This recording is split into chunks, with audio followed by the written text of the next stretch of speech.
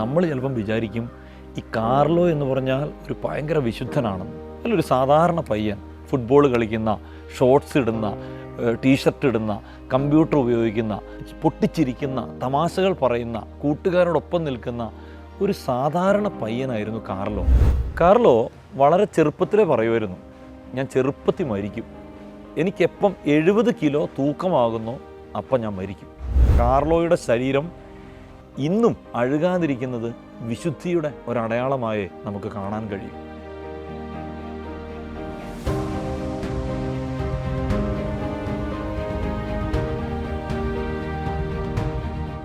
മക്കളെ വിശ്വാസത്തിലേക്ക് നയിച്ച മാതാപിതാക്കളെക്കുറിച്ച് നമ്മൾ കേട്ടിട്ടുണ്ട്. കൊച്ചിത്രേസ്യയുടെ മാതാപിതാക്കളാണ് വിശ്വാസത്തിലേക്ക് നയിക്കുന്നത്. സെന്റ് അഗസ്റ്റിന് വേണ്ടി ജീവിതം മുഴുവൻ പ്രാർത്ഥിച്ച് കാത്തിരിക്കുന്ന അമ്മയെക്കുറിച്ച് നമ്മൾ കേട്ടിട്ടുണ്ട്. പക്ഷേ മക്കളാൽ വിശ്വാസത്തിലേക്ക് നയിക്കപ്പെട്ട മാതാപിതാക്കളെക്കുറിച്ച് വളരെ കുറഞ്ഞേ നമ്മൾ കേട്ടിട്ടുള്ളൂ. ഇന്ന് നമ്മുടെ മുൻപിൽ എത്തുന്നത് അത്തരത്തിലുള്ള ഒരു സംഭവമാണ്. അത് മറ്റാരുമല്ല, 2020 ഒക്ടോബർ 10 ഫ്രാൻസിസ് മാർപ്പാപ്പയാൽ വാഴ്ത്തപ്പെട്ടവരുടെ ഗണത്തിലേക്ക് ഉയർത്തപ്പെട്ട വാഴ്ത്തപ്പെട്ട കാർലോസിനെ കുറിച്ചാണ്. കുഞ്ഞു കാർലോയുമായി സ്കൂളിലേക്ക് നടക്കാൻ ഇറങ്ങുന്ന മാതാപിതാക്കളോട് കാർലോ പറയും, ദിവ്യസക്രാലിൽ ഈശോ ഒറ്റയ്ക്കാണ്, അതുകൊണ്ട് ഞാൻ ഈ ദേവാലയത്തിലേക്ക് ഒന്ന് ഓടിക്കേറി ഈശോ എന്ന് ആരാധിച്ചിട്ട് വരാമെന്നും പറഞ്ഞ് മാതാപിതാക്കൾ പോയില്ലെങ്കിൽ പോലും ദേവാലയത്തിലേക്ക് ഓടിക്കേറുന്ന കാർലോയുടെ അമ്മയ്ക്ക് ഒരു അത്ഭുത കാഴ്ചയായിരുന്നു. അതുകൊണ്ട് തന്നെ കാർലോയുടെ അമ്മ പറയുന്നൊരു കാര്യം, എന്നെ എൻ്റെ വിശ്വാസ ജീവിതത്തിലേക്ക് നയിച്ചത് എൻ്റെ മകൻ കാർലോയാണ് എന്നാണ്. തങ്ങളുടെ പ്രിയപ്പെട്ട മകനെ വാഴ്ത്തപ്പെട്ടവരുടെ ഗണത്തിലേക്ക് ഉയർത്തുന്ന ചടങ്ങിൽ കാർലോയുടെ ഇരട്ട സഹോദരങ്ങളായ ഫ്രാൻസെസ്കോയും മിഷേലും കാർലോയുടെ മാതാപിതാക്കളായ ആൻഡ്രിയ അക്കുത്തിസും ആൻ്റോണിയോ സെൽസോനോയും പങ്കെടുത്തിരുന്നു എന്നത് ചരിത്രമാണ്. ഈ സോഷ്യൽ മീഡിയയിലൂടെ വിശുദ്ധ കുർബാനയെ എങ്ങനെ വിശുദ്ധിയെ പ്രഘോഷിക്കാമെന്ന് തെളിയിച്ച വിശുദ്ധനാണ് വാഴ്ത്തപ്പെട്ട കാർലോ.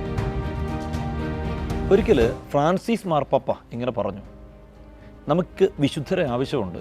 സിനിമ കാണുന്ന, ഇൻ്റർനെറ്റ് തിരയുന്ന, നൂതന സാങ്കേതികവിദ്യ ഉപയോഗിക്കുന്ന അടിപൊളി വിശുദ്ധരെയാണ് ഇന്നത്തെ കാലഘട്ടത്തിന് ആവശ്യം എന്ന് പറഞ്ഞു. അങ്ങനെ നോക്കുമ്പോൾ ഫ്രാൻസിസ് മാർപ്പാപ്പ പറഞ്ഞ അതേ വിധത്തിലുള്ള ഒരു വിശുദ്ധനാണ് വാഴ്ത്തപ്പെട്ട കാർലോ.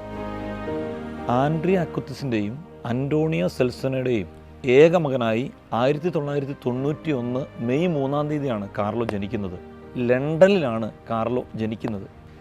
പിന്നീട് അവൻ്റെ കുട്ടിക്കാലത്ത് തന്നെ ഇറ്റലിക്കാരായ മാതാപിതാക്കൾ മിലാനിലേക്ക് കുടിയേറി. അസീസിയിലാണ് അവർ തങ്ങളുടെ അവധിക്കാലം ചെലവഴിച്ചിരുന്നത്.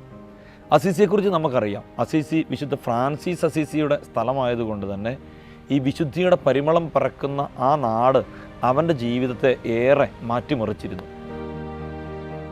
അതിസമ്പന്നമായൊരു കുടുംബ പശ്ചാത്തലമായിരുന്നു കാർലോയുടെ എന്നിരിക്കലും കാർലോ വളരെ എളിമയുള്ള ലാളിത്യത്തിൻ്റെ ജീവിതമായിരുന്നു വളരെ ചെറുപ്പത്തിൽ തന്നെ നയിച്ചിരുന്നത്. പലപ്പോഴും മാതാപിതാക്കൾ 2 ഷൂ മേടിക്കാം, 2 വസ്ത്രം മേടിക്കാം എന്നൊക്കെ പറയുമ്പോൾ കാർലോ 1 മേടിക്കുമായിരുന്നുള്ളൂ. ദരിദ്രരോടുള്ള അനുകമ്പ കാർലോയുടെ മുഖമുദ്രയായിരുന്നു.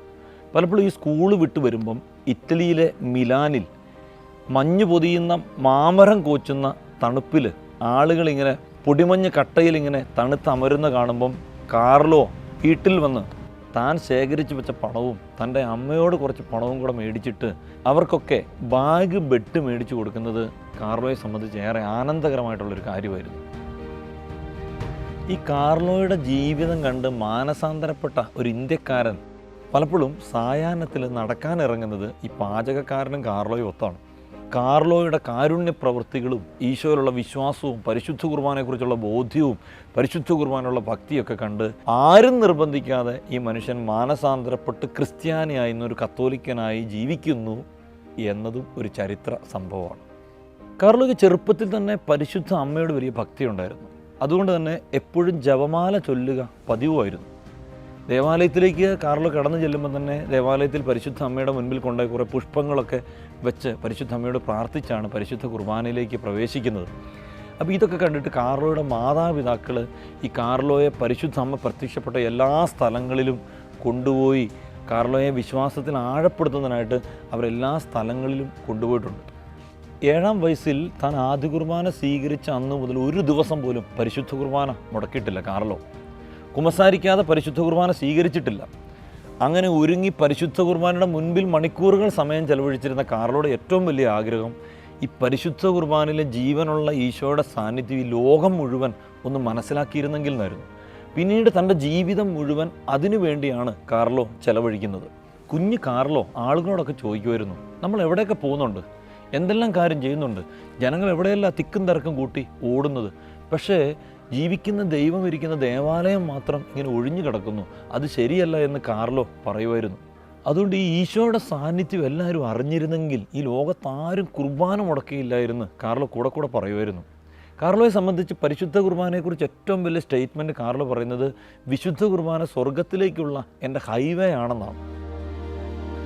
നമ്മൾ ചിലപ്പം വിചാരിക്കും ഈ കാർലോ എന്ന് പറഞ്ഞാൽ ഒരു ഭയങ്കര വിശുദ്ധനാണെന്ന്. അല്ലൊരു സാധാരണ പയ്യൻ, ഫുട്ബോൾ കളിക്കുന്ന, ഷോർട്സ് ഇടുന്ന, ടീഷർട്ട് ഇടുന്ന, കമ്പ്യൂട്ടർ ഉപയോഗിക്കുന്ന, പൊട്ടിച്ചിരിക്കുന്ന, തമാശകൾ പറയുന്ന, കൂട്ടുകാരോടൊപ്പം നിൽക്കുന്ന ഒരു സാധാരണ പയ്യനായിരുന്നു കാർലോ.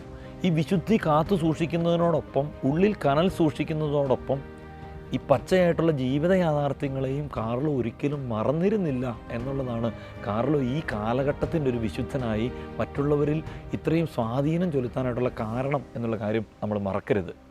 കാർലോയുടെ വാക്കുകളിൽ പറഞ്ഞാൽ നമ്മളെല്ലാം സൃഷ്ടിച്ചിരിക്കുന്നത് വിശുദ്ധരാകാൻ വേണ്ടിയാണ്. ഈ വിശുദ്ധി ഇല്ലാതെ നമുക്ക് ദൈവത്തിൻ്റെ സന്നിധിയിലേക്ക് പോകാൻ കഴിയില്ല. കാർലോ പറയുന്നൊരു കാര്യം, ബലൂണിൽ ഗ്യാസ് നിറയ്ക്കുന്ന പോലെയാണ് കൂദാശകൾ. ഈ കൂദാശകൾ നമ്മളിൽ കൃപ നിറയ്ക്കും. ആ കൃപയിലൂടെ നമുക്ക് ദൈവത്തിൻ്റെ സന്നിധിയിലേക്ക് പോകാൻ കഴിയും എന്നതാണ് കൊച്ചു കാർലോയുടെ കണ്ടുപിടുത്തം. അതുകൊണ്ട് തന്നെ കാർലോ ഒരു കൊച്ചു പാപം ചെയ്താൽ പോലും ഓടിപ്പോയി കുമ്പസാരിക്കുമായിരുന്നു. കാരണം കാർലോയ്ക്ക് അറിയാം ഈശോയുടെ അടുത്തേക്ക് പോകണമെങ്കിൽ ഈ കൃപ വേണം. ഈ കൃപയുണ്ടെങ്കിലേ ദൈവത്തിൻ്റെ സന്നിധിയിലേക്ക് ഉയരാൻ പറ്റൂ എന്നുള്ള ബോധ്യം കാർലോയ്ക്ക് ഉണ്ടായിരുന്നു. കാർലോ പറയുന്ന ഏറ്റവും പ്രധാനപ്പെട്ട ഒരു വാക്യം ഇതാണ്, നമ്മൾ 1000 യുദ്ധം ജയിച്ചാലും ലോകത്തിലെ ഏറ്റവും വലിയ പർവ്വതം കീഴടക്കിയാലും നമ്മുടെ പ്രലോഭനങ്ങളിൽ നമ്മൾ ജയിക്കുന്നില്ലെങ്കിൽ നമ്മളൊരു പരാജിതരാണ് എന്ന് കാർലോ നമ്മളെ ഓർമ്മിപ്പിക്കും. കാർലോയുടെ ഒരു ഫേവറേറ്റ് ശിഷ്യൻ എന്ന് പറയുന്നത് വിശുദ്ധ യോഹന്നാൻ ശ്ലീഹയായിരുന്നു.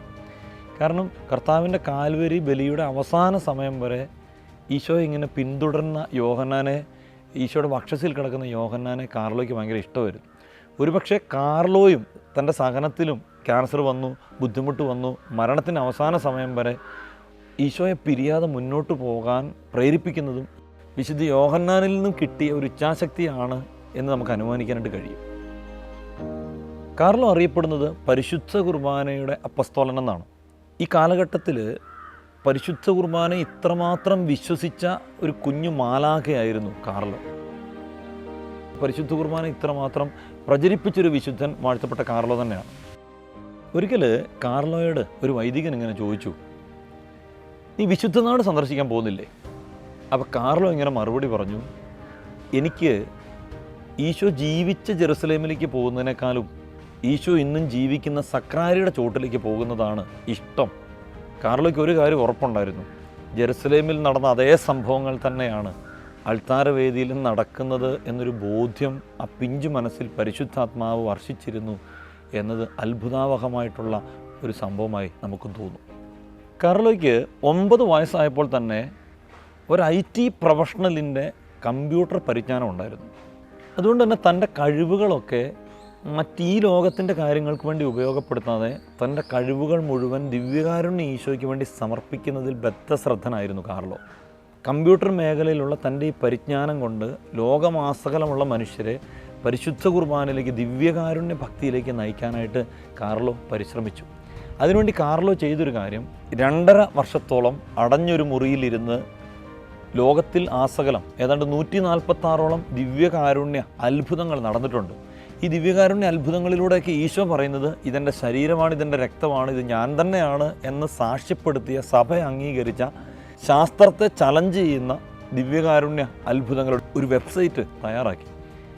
എന്നിട്ട് വെബ്സൈറ്റിലൂടെ ലോകമാസകലം ദിവ്യകാരുണ്യ ഭക്തി പ്രചരിപ്പിച്ചു.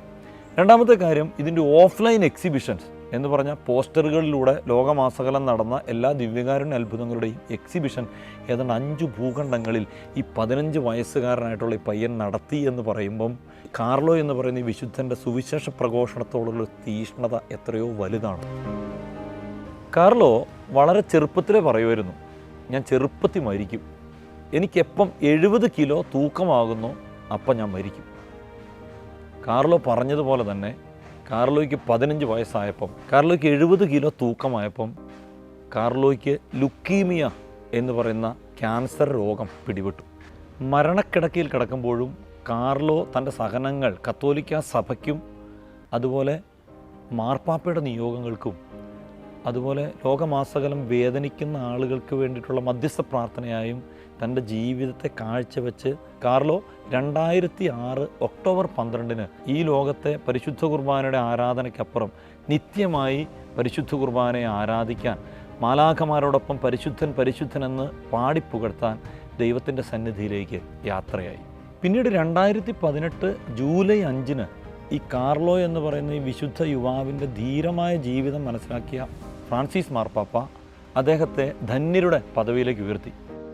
പിന്നീട് 2019 നവംബർ 14 കാർലോയുടെ മധ്യസ്ഥം വഴി ബ്രസീലിൽ ഒരു ബാലന് രോഗസൗഖ്യം അത്ഭുതമായി അംഗീകരിച്ച് കാർലോയെ വാഴ്ത്തപ്പെട്ടവരുടെ ഗണത്തിലേക്ക് ഫ്രാൻസിസ് മാർപ്പാപ്പ ഉയർത്തി.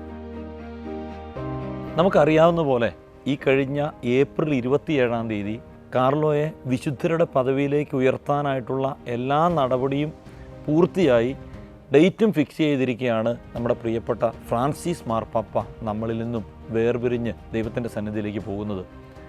അല്ലെങ്കിൽ ഇന്ന് കാർലോ വിശുദ്ധരുടെ ഗണത്തിലേക്ക് ഉയർത്തപ്പെട്ടനെ.